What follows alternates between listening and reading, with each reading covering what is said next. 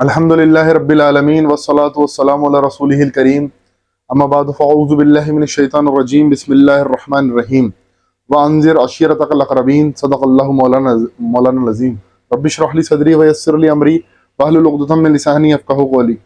سامعین حضرات، نبی اکرم صلی اللہ علیہ وسلم کی سیرت مبارکہ کا 8واں پارٹ لے کے آپ کے سامنے حاضر ہوا ہوں۔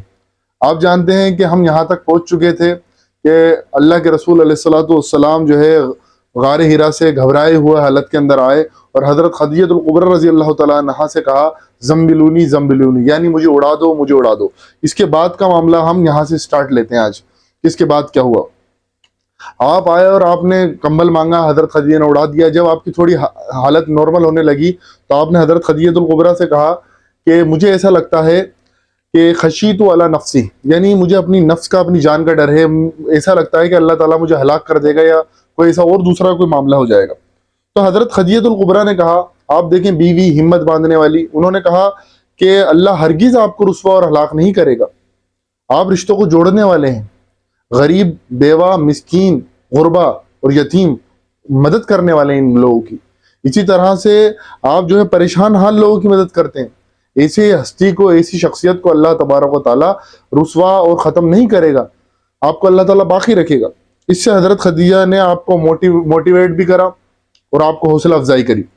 اس کے بعد آپ جو ہے اپنے کزن بردر یعنی ورقہ بن نوفل کے پاس لے کے گئی۔ آپ کی وجہ سے تو کزن بردر تھے، لیکن یہ عمر میں چاچا کے یا والد کی عمر کے لگتے تھے آپ کے، اتنی کی عمر ہو چکی تھی۔ آپ عیسائی ہو چکے تھے اور آپ تورات اور انجیل کو بھی غور پڑھتے تھے۔ آپ حضرت خدیجہ اللہ کے رسول کو ان کے پاس لے کے گئی ہیں اور سارا معاملہ بتایا تفسیر سے کہ اس طرح کا سارا معاملہ ہوا ہے۔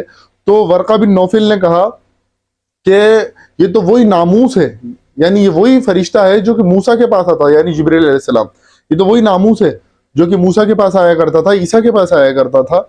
کاش کی میں، اب اللہ کے رسول علیہ السلام ہوا، کاش کی میں اس وقت تک تمہارے ساتھ موجود رہتا جبکہ تمہاری قوم تمہیں نکال باہر کرے گی اس سٹی سے، مکہ سٹی سے۔ تو اللہ کے رسول حیرت میں آئے کہ یہ لوگ جو مجھے صادق اور امین کہتے ہیں، یہ لوگ مجھے نکال پھینکیں گے، مجھے یہاں سے نکال دیں گے۔ تو انہوں نے کہا ہر نبی جو اللہ کے دین کی دعوت لے کے آیا، ہر نبی کے ساتھ یہ معاملہ ہوا ہے، تمہاری قوم بھی تمہارے ساتھ یہ کر دے گی۔ اس سے ایک بات تو واضح ہو گئی تھی کہ یہ کوئی مجنون اللہ کے رسول نہیں ہوئے ہیں، بس کوئی اللہ کی طرف سے کوئی غیبی معاملات ہو رہے ہیں۔ تو اللہ کے رسول کو بھی تھوڑی تسلی ہوئی۔ اس کے بعد دیکھیں حضرت محمد صلی اللہ علیہ وسلم پر سب سے پہلے ایمان لانے والی جو تھی حضرت خدیجہ تھی۔ پھر اس کے بعد آپ کے سیکنڈ نمبر پر آپ پہ ایمان لائے حضرت علی، تھرڈ نمبر پر زید ابن حارثہ اور فورتھ نمبر پر حضرت ابوبکر صدیق۔ اس میں ایک تقسیم کری جاتی ہے کہ حضرت علی کا مرتبہ گھٹانے کے لیے یہ تقسیم کری جاتی ہے کہ عورتوں میں تو حضرت خدیجہ، بچوں میں حضرت علی، غلاموں میں زید ابن حارثہ اور جوانوں میں ابوبکر صدیق۔ تو ایک بار زیادہ سے دو طرح کی تقسیم ہو سکتی ہے کہ مردوں میں حضرت علی اور عورتوں میں حضرت خدیجہ، اس سے تقسیم اور نہیں ہو سکتی۔ زید بن حارثہ بھی عادت کردہ غلام تھے۔ ایسی تقسیم صرف اس لیے کری جاتی ہے کہ جو نازبی قسم کے لوگ ہیں وہ حضرت علی سے بغض رکھتے ہیں، تو وہ حضرت علی کا مرتبہ کم کرنا چاہتے ہیں۔ حضرت علی دوسرے نمبر پہ ایمان لانے والے اور مردوں کے اندر پہلے نمبر پر ایمان لانے والے۔ پھر حضرت محمد صلی اللہ علیہ وسلم پر جو ہے سورہ مزمل کی کچھ آیتیں نازل ہوئیں اور اس میں یہ بتایا کہ راتوں کھڑے رہو اور عبادت کرو، کیونکہ ہم تم پر ایک بھاری بوجھ ڈالنے والے ہیں۔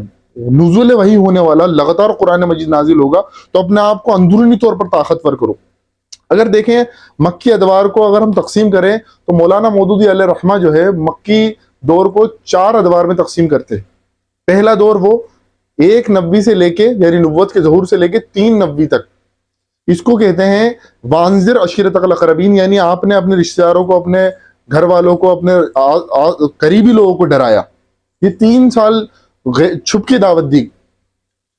دوسرا دور جو ہے 3 نبی سے لے کے 5 نبی تک کا ہے۔ اس میں جو ہے مذاق اور آپ کا جو ہے آپ پہ الزامات بھی لگائے گئے۔ یہ 3 نبی سے 5 نبی کا دور ہے، تقریباً 2.5 سال کا۔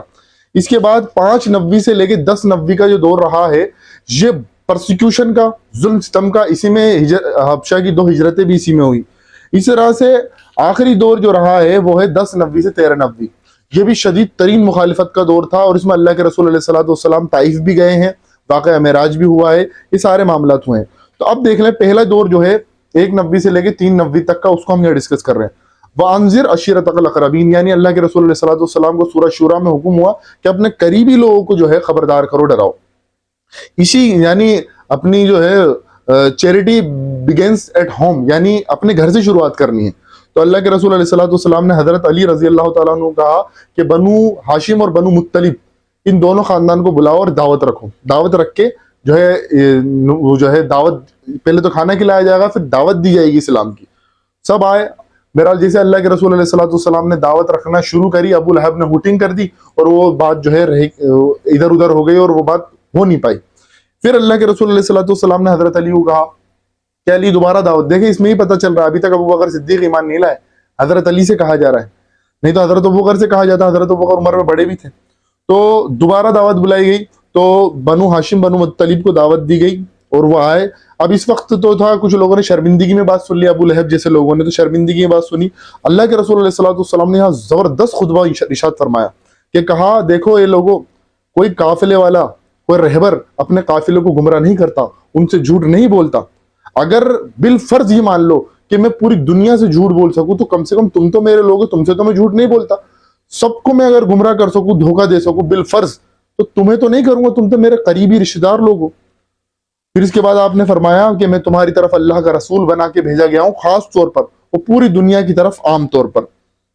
پھر اس کے بعد اللہ کے رسول علیہ الصلوۃ والسلام نے ارشاد فرمایا خدا کی قسم تم لوگ رات کو جیسے سوتے ہو ایسے ہی تمہیں ایک دن تم پر موت طاری ہوگی، اور جیسے صبح اٹھتے ہو ایسے ہی تمہیں دوبارہ اٹھایا جائے گا، اور پھر تم سے پوری زندگی کا تمہارا حساب کتاب لیا جائے گا. پھر تم میں جو لوگ اچھے کرم کرنے والے ہوں گے وہ جنت میں جائیں گے، اور جو برے کام کرنے والے جن کے ککرم ہوں گے وہ جہنم میں جائیں گے. تو یہ سارا مختصر میں نے آپ کے سامنے یہ 8واں پارٹ رکھا.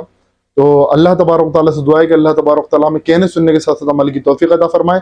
اس کے بعد کا معاملہ، اس کے بعد کی واقعہ، اس کے بعد کی سیرت اگلے پارٹ میں انشاءاللہ تعالیٰ آپ کے سامنے رکھی جائے گی. وآخر الدعوانا ان الحمد للہ رب العالمین.